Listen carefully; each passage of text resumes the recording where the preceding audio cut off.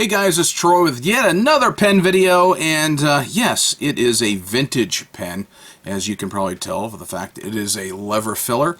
And guess what brand? Yep, it's a Waterman's. From the 1940s. I found this particular pen on eBay. I was just perusing and I found a fairly decent bargain. I was the only bidder on this particular pen. I literally paid more to have it shipped to me than I paid for the pen itself. I think I paid $3.99 for the pen, and shipping was more than that to get it to me.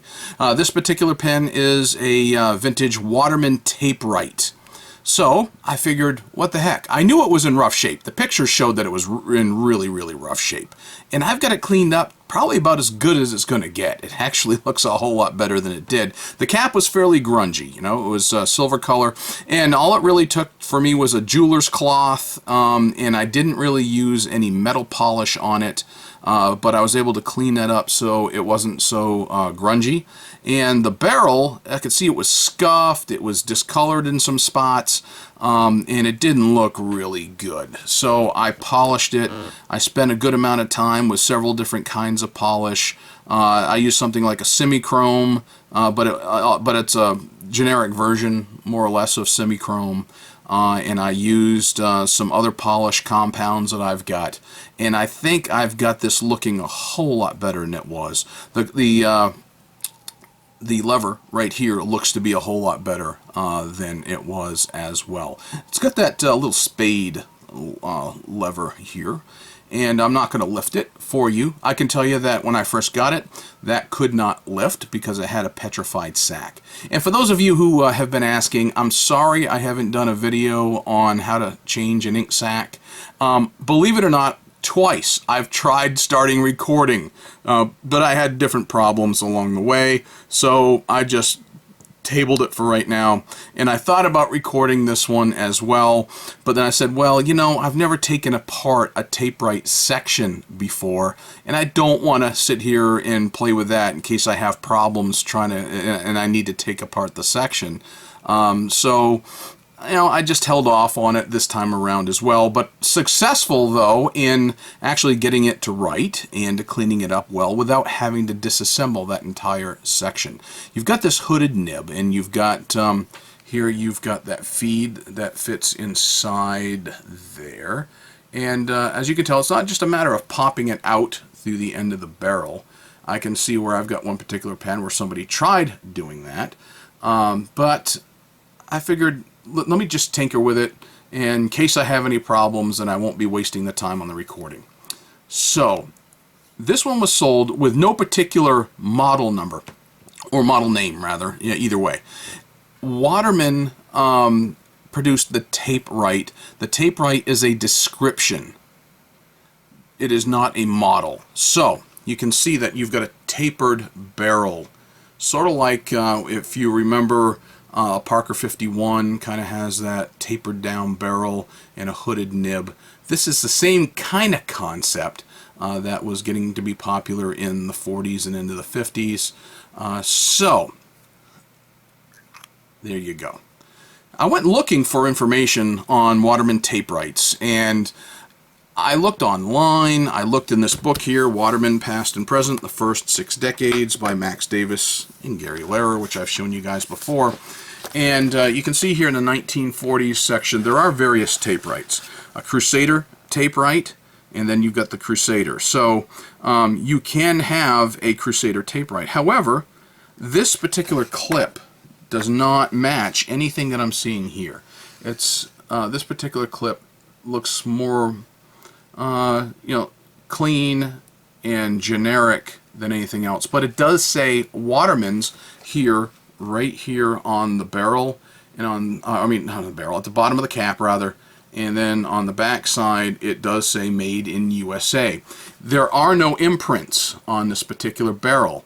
There's a lot of little scuff marks, especially when I put it under my microscope. I can see that an awful lot, but I do not see anywhere on here any kind of imprint into this barrel. It's just plain black resin or plastic, if you will. Okay, so between what I was looking at online and what I've been able to find out in this particular book, it does show that you've got the Stately, which does not match at all. The Stately seems to be even bigger than, let's see, the Citation Taperite, which is this one right here.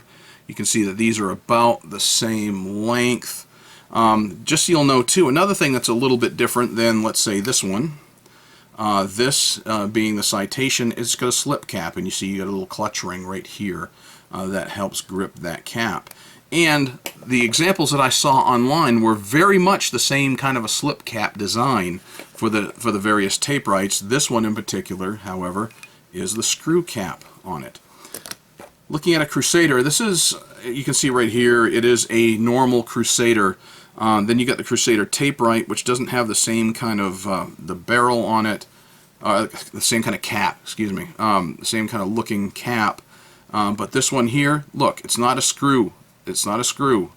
You pull, and it's got the same kind of clutch ring here. So the Crusader was also a slip cap. So just thought I'd throw that out. Now I see that there is a Lady Garland Taperite here that's in black and in silver.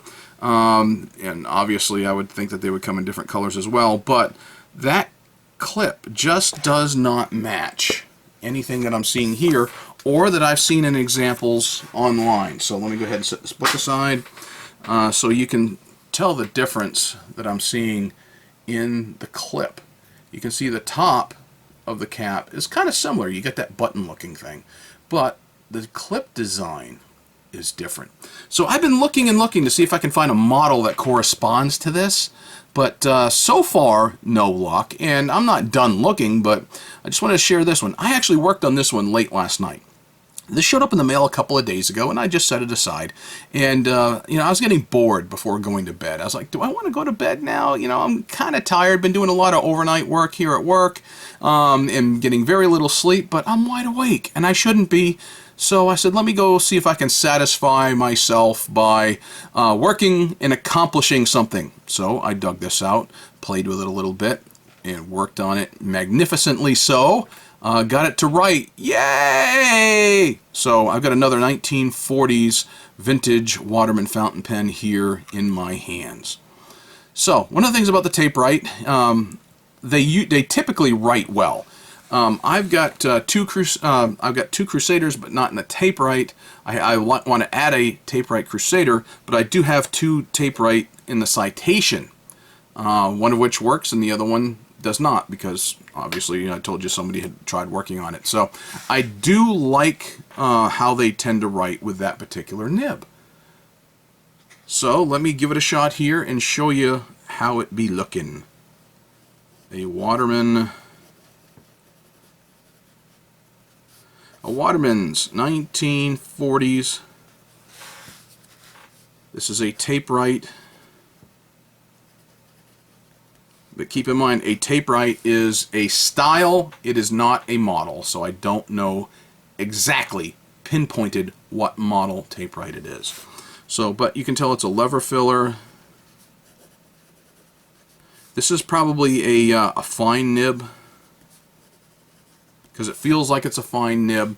I've been writing mostly, this is actually the first time me writing with it on a Rhodia dot pad. Pretty much everything has been on, you know, a legal pad or on some copy paper thus far. And you can tell it's a little rougher on those kinds of paper compared to the nice quality, smooth, thicker Rhodia pads.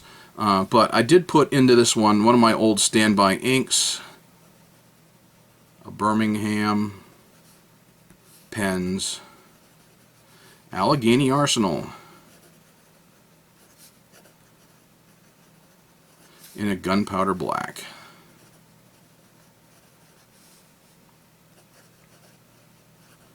Why do I use that ink, might you ask? Well, number one, I like it. It's not deep black, it's not gray, it's somewhere in between. It does change color after you write, so it's darker and it starts to lighten up a little bit after you write with it. And it's well behaved. It cleans up easily. It flows very well in every single pen I've ever put it in. It its behavior is generally why I use it. So you can see, why it looks more like gunpowder. And it seems to be gentle on all my vintage pens. I haven't had a single problem with any of my vintage pens. It has been recommended that you use a more pH neutral, gentle ink when you're dealing with vintage pens. And Waterman inks tend to be that way. But I do like, this is one of my standby inks that I use. Beside the Waterman and the Birmingham Pens inks are my standbys whenever I'm working on something. So, nice little rounded end here, and it looks so much better now than it did previously. So, this is my pen of the day, by the way, just because at 10 o'clock last night, just before deciding to turn in for the evening, I put, I tore it apart and polished it up, and flushed it out really, really well. You would be amazed at how much blue ink was stuck inside of this particular barrel. So, fortunately, I've got, I use my own brand of pen flush, so I'm pretty liberal with it. And I've got an ultrasonic cleaner, spent a lot of time with that, flushing things out. So it came out and flowed very nicely. And I've got ink sacks. Determined it was a number 17 ink sac. And, when I use my calipers, depending upon where on that nipple, that mount, it would be either a 17 or an 18. So I just grabbed a 17, put it on, and it fitted very nicely. So I've got it up and running. So here it is, a Waterman's 1940s Taperite fountain pen, newly restored in my collection, and it is my pen of the day, and I'm sharing it with you.